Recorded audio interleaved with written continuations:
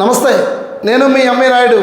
విజయనగరం జిల్లా దాసన్నపేటలో retired army జవాన్ వెంకయ్యనాయుడు ఇంటిని కూల్చేయడం దారుణమని మాజీ మంత్రి బొత్స సత్యనారాయణ అన్నారు. టీడీపీ ఓటు వేయకపోతే ఇల్లు కూల్చేస్తారా అని ప్రశ్నించారు.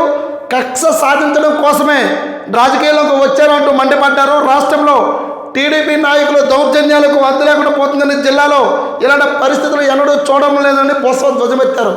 అంటే మాజీ మంత్రి విజయనగరం జిల్లా బొత్స సత్యనారాయణ టీడీపీ ప్రభుత్వంపై చాలా సీరియస్ అయ్యారు.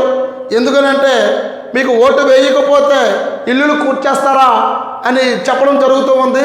ఏదైనా సరే ఇలాంటి అవాంఛనీయ ఘటనలు జరగకుండా చూడవలసిందేనని బొత్స సత్యనారాయణ చెప్పడం జరిగింది.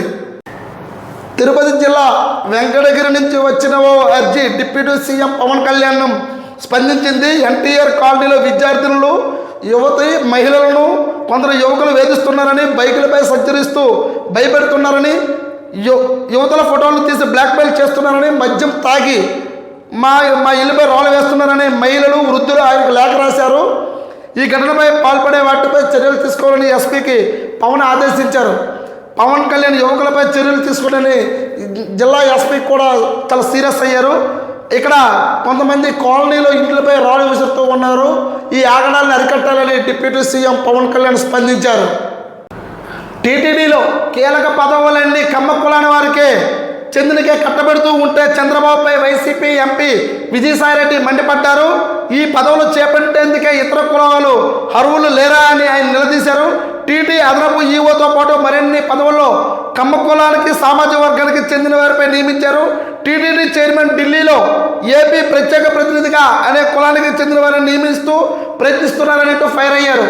మీరు ఒక కమ్మ కులానికి చెందిన వారికే మీరు టీటీడీ మొత్తానికి కూడా మీరు ఇవ్వడం అనేది చాలా అది ఇబ్బందికరం. రాష్ట్ర ప్రజానీకం అంతా కూడా గమనిస్తూ ఉందని వైసీపీ ఎంపీ విజయసాయిరెడ్డి మండిపడుతూ ఉన్నారు.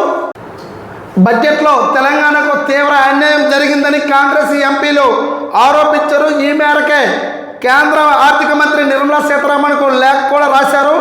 రాష్ట్ర పునర్విభజనలో చట్టంలో ఇచ్చిన ప్రకారంగా తెలంగాణకి కూడా కొన్ని హక్కులు వచ్చుంటే మీరు బడ్జెట్లో కూడా విడుదల చేసుంటే ఇబ్బందికరంగా లేదు, కానీ ఏపీకి అమలు చేయడం పైన మాకు అభ్యంతరం లేదు, కానీ తెలంగాణకి అన్యాయం జరగకూడదు తేల్చి చెప్పారు. అంటే మీరు ఆంధ్రప్రదేశ్కి మీరు బడ్జెట్ విడుదల చేయడంలో మాకు ఏమైనా ఇబ్బంది లేదు, కానీ తెలంగాణ రాష్ట్రానికి అయితే మాత్రము మీరు రావాల్సిన నిధులు బడ్జెట్ ఇవ్వకపోవడం తీవ్ర నిరసనలు మేము తెలియజేస్తూ ఉన్నాం. అంతేగాని మాకు ఆంధ్రప్రదేశ్లోనో బీహార్కు ఇచ్చారని కాదు, తెలంగాణకి ఎందుకు ఇవ్వట్లేదురని అక్కడ ఉన్న ఎంపీలందరూ కూడా సీరియస్ అయ్యారు. జగన్ పేరుతో ఏర్పాటు చేసిన పథకాలకు స్వస్తి పలుకుతున్నామని మంత్రి లోకేష్ తెలిపారు. జగనన్న అమ్మ ఒడి, తల్లికి వందనం, జగనన్న విద్యా కానుక, సర్వేపల్లి రాధాకృష్ణన్ విద్యార్థి మిత్ర, జగనన్న గోరుముద్ద, డొక్క సీతమ్మ, మధ్యాహ్న బడి భోజనం, మనబడి నాడు, నేడు మనబడి మన భవిష్యత్తు, స్వేచ్ఛ బాలిక రక్ష, జగనన్న ఆణిముత్యాలు, అబ్దుల్ కలాం ప్రతిభ పురస్కారంగా మార్చినట్టు తెలుపుతూ ఉన్నారు మంత్రి లోకేష్. అంటే జగనన్న గత ప్రభుత్వంలో ఏవైతే పథకాలు ఆయన పేరు పెట్టుకున్నారో అది పూర్తి క్షేత్రస్థాయిలో మార్చేయడం జరుగుతుందని క్లియర్గా చెప్పారు మంత్రి లోకేష్.